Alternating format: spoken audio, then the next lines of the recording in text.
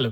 എല്ലാവരും മറ്റേ MVD modification related ആയിട്ടുള്ള ഫുൾ മീമും ട്രോളും ഒക്കെ ആയിട്ടാണ് നടക്കുന്നുള്ളത്. ഭയങ്കര രസമുണ്ട് കാണാൻ. ശരിയായ കോമഡിയാണ്. അതിന്റെ വേറൊരു ആസ്പെക്റ്റിലേക്ക് നിങ്ങളുടെ നോട്ടീസ് കൊണ്ടുവരാൻ ട്രൈ ചെയ്യാണ്. എന്താ ശരിക്കും ഇവിടെ സംഭവിച്ചത്? എന്റെ വേഗ് അണ്ടർസ്റ്റാൻഡിംഗിൽ എംവിഡിനോട് പറഞ്ഞു ഒരു റിപ്പോർട്ട് സബ്മിറ്റ് ചെയ്യാൻ എന്തൊക്കെ മോഡിഫിക്കേഷൻസ് അലോ ചെയ്യാന്നുള്ളത്.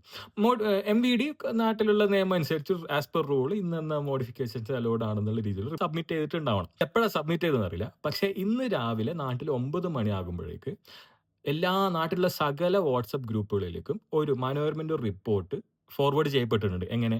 ഈ മനോരമന്റെ റിപ്പോർട്ടും പ്ലസ് നമ്മുടെ പൂക്കി സിഎമ്മിന്റെ മോഡിഫിക്കേഷൻ അലോ ചെയ്യാന്ന് പറയുന്ന സ്റ്റേറ്റ്മെന്റ് ഒക്കെ എഡിറ്റ് ചെയ്തിട്ട് രാവിലെ 9 മണിയാകുമ്പോഴേക്ക് ഈ സാധനമൊക്കെ എത്തിയിട്ടുണ്ട്. ആ റിപ്പോർട്ടിങ്ങിന്റെ നെറേറ്റീവിന്റെ ഒരു സ്റ്റൈൽ എങ്ങനെയാ?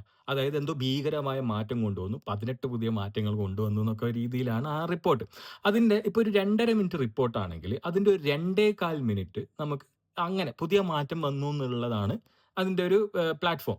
അവസാനത്തെ 10 സെക്കൻഡ് ശ്രദ്ധിച്ചാൽ നമുക്ക് മനസ്സിലാവും. അതിൽ തന്നെ മനോരമ തന്നെ പറയുന്നുണ്ട്, ഇതൊക്കെ ഓൾറെഡി ഉള്ള നിയമങ്ങളാണ്. പിന്നെ അതുകൊണ്ട് നാട്ടുകാർ ഹാപ്പി ആവുമെന്ന് അറിയില്ല എന്നുള്ളത് മനോരമ തന്നെ പറയുന്നുണ്ട്. ഇത് തന്നെ ഏകദേശം മീഡിയ വണ്ണും 24 ഒക്കെ ട്രൈ ചെയ്തെന്നാണ് എനിക്ക് തോന്നുന്നത്. ഈ റിപ്പോർട്ട് സബ്മിറ്റ് ചെയ്തത് ന്യൂസ് വരാനും അത് എഡിറ്റ് ചെയ്ത് ഇങ്ങനെ നാട് മൊത്തം എത്തിക്കാനും പറ്റുന്ന ഒരു മിഷനറി വർക്ക് ചെയ്യുന്നുണ്ട്. ഇതുപോലത്തെ മിഷനറി നമ്മൾ ആദ്യമായിട്ട് കാണുന്നൊന്നുമല്ല. നമ്മളെ നാട്ടിലെ ഏറ്റവും ടോപ്പിലിരിക്കുന്ന പലരുടെയും ഫിഗർ നാട്ടിൽ വലുതായത് എങ്ങനെയാണെന്ന് നമുക്കറിയാം. ഇതുപോലത്തെ മിഷനറി ഉപയോഗിച്ചുകൊണ്ടാണ്. അപ്പൊ ഈ മിഷനറിന്റെ വർക്കിംഗിൽ ഏതാണ്ട് ഒരു 95% സക്സസ്ഫുൾ ആയിരിക്കും. ഇങ്ങനെ ഒരു പ്രോപ്പർ മിഷനറി ഉണ്ടെങ്കിൽ 95% വർക്കും സക്സസ്ഫുൾ ആയിരിക്കും. പക്ഷെ ഒരു 5% ബാക്ക് ഫയർ ചെയ്തു. അതുപോലത്തെ ഒന്ന് ബാക്ക് ഫയർ ചെയ്തതാണെന്നാണ് എനിക്ക് തോന്നുന്നത്. ഈ ബാക്ക് ഫയർ ചെയ്തിട്ടുണ്ടാവില്ല. ഇപ്പോൾ എത്താൻ ടാർഗറ്റ് ഓഡിയൻസിലേക്ക് എത്തേണ്ടതുപോലെ എത്തിയിട്ടുണ്ടാവും. പക്ഷെ ഇതിൽ എനിക്ക് ചെറുതായിട്ട് കോംപ്രിഹെൻഡ് ചെയ്യാൻ ബുദ്ധിമുട്ടുള്ള സംഗതി, ഇതിലെന്താ ഇത്ര കോംപ്ലിക്കേഷൻ? നമ്മൾ സെൻട്രൽ ഗവൺമെന്റ് ഒരു റൂൾ ഉണ്ട്. നമ്മുടെ എംവിഡിനെ ഉപയോഗിച്ചിട്ട് ആ റൂള് നമ്മൾ സ്ട്രിക്റ്റ് ആയിട്ട് എൻഫോഴ്സ് ചെയ്തിരുന്നു. അപ്പൊ എൻഫോഴ്സ് ചെയ്യുമ്പോൾ അതിൻ്റെതായ ലാർജർ ആസ്പെക്ട്സിൽ സേഫ്റ്റി ബെനിഫിറ്റ്സ് ഉണ്ടാവും.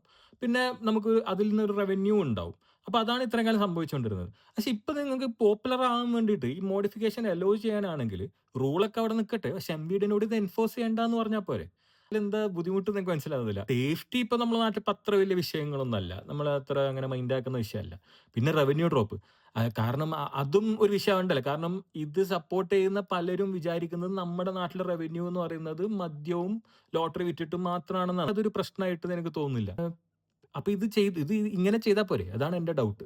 അത്രേ ഉള്ളൂ. താങ്ക്